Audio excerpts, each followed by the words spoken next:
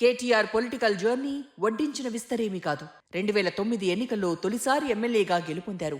సమైక్య పాలకుల దోపిడీపై నిత్యం గళమెత్తారు. ప్రత్యేక తెలంగాణ వాదాన్ని ప్రజల్లో రగిలించారు.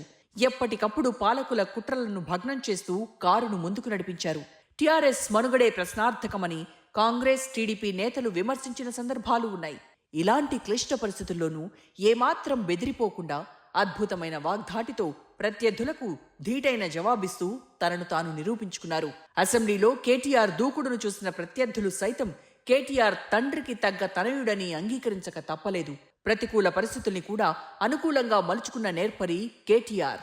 ప్రత్యర్థుల వ్యూహాలకు దొరకకుండా ఆచితూచి అడుగులు వేయటం వల్లే ప్రస్తుతం ఆయన రాజకీయాల్లో తనకంటూ ప్రత్యేక స్థానాన్ని పదిలం చేసుకున్నారు. తెలంగాణ చరిత్రలో తనకంటూ కొన్ని ప్రత్యేక పేజీలను లిఖించుకున్నారు. అధ్యక్ష, ఆయన ఏమైనా స్వాతంత్రోద్యమం చేసి జైలుకు పోయింది అధ్యక్ష?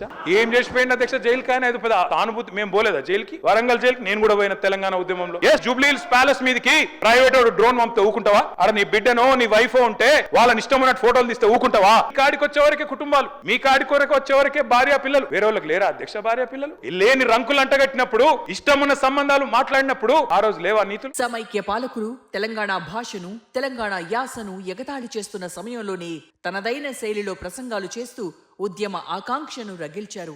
చివరకు కరుడు గట్టిన సమైక్యవాదులతోనూ తెలంగాణకు జై కొట్టించారు. ప్రాంతాలుగా విడిపోదాం, ప్రజలుగా కలుసుందామంటూ ఐక్యతారాగం వినిపించారు.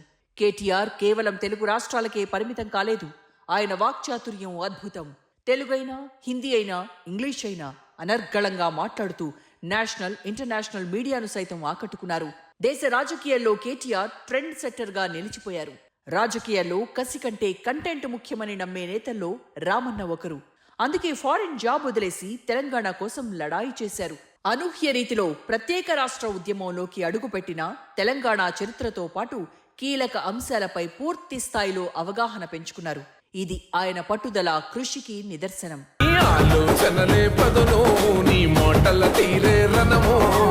గల్లీలో పబ్లిక్ మీటింగ్ అయినా, ఢిల్లీలో కాన్ఫరెన్స్ అయినా, దావోస్లో ఇంటర్నేషనల్ సమ్మిట్ అయినా, any centre, any time, any subject, don't care.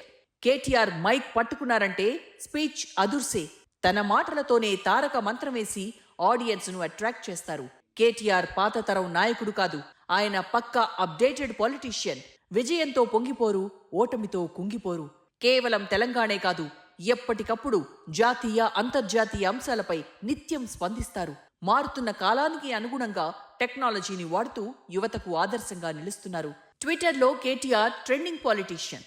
సమస్య చిన్నదైనా పెద్దదైనా వెంటనే స్పందిస్తారు. విమర్శలు చేసిన ప్రత్యర్థులకు చుక్కలు చూపిస్తారు. సాయం అడిగిన చేతులకు ఆపన్న హస్తం అందిస్తారు.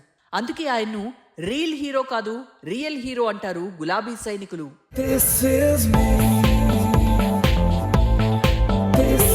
కేటీఆర్ రాజకీయ ప్రస్థానంలో 2009 నుంచి 2014 వరకు జరిగిన తెలంగాణ ఉద్యమంలో పోషించిన పాత్ర మైలురాయిగా మిగిలిపోతుంది. అప్పటి అధికార కాంగ్రెస్ పార్టీ రాజకీయ ఒత్తిళ్లను తట్టుకుని పోలీసుల వార్నింగ్ లెక్క చేయకుండా అధినేత వెన్నంటే నిలిచి గులాబీ సైనికుడిగా నిలిచిపోయారు కేటీఆర్.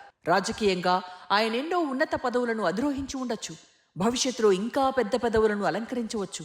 కానీ తెలంగాణ రాష్ట్ర సాధనలో, తెలంగాణ పునర్నిర్మాణంలో కేటీఆర్ పోషించిన పాత్ర చిరస్థాయిగా నిలిచిపోతుంది. ఉద్యమాల పురిటిగడ్డ ఉస్మానియా యూనివర్సిటీలో విద్యార్థులకు రామన్న మాటే ఓ తారక మంత్రం. బాల్క సుమన్, గ్యాదర్ కిషోర్, ఎర్రోళ్ల శ్రీనివాస్, దూదిమెట్ల బాలరాజు, గెల్లు శ్రీనివాస్ వంటి విద్యార్థి నాయకులందరికీ ఆయనే స్ఫూర్తి. ఎమ్మెల్యేలుగా, ఎంపీలుగా, కార్పొరేషన్ చైర్మన్లుగా, స్టూడెంట్ లీడర్స్ పదవులు పొందారంటే కేటీఆర్ ప్రోత్సాహం ఎంతుందో చెప్పక్కర్లేదు. గులాబీ దండుకు యువతే బలం, బలగం. అందుకే యూత్ ఐకాన్ గా మారిపోయారు కల్వకుంట్ల తారక రామారావు.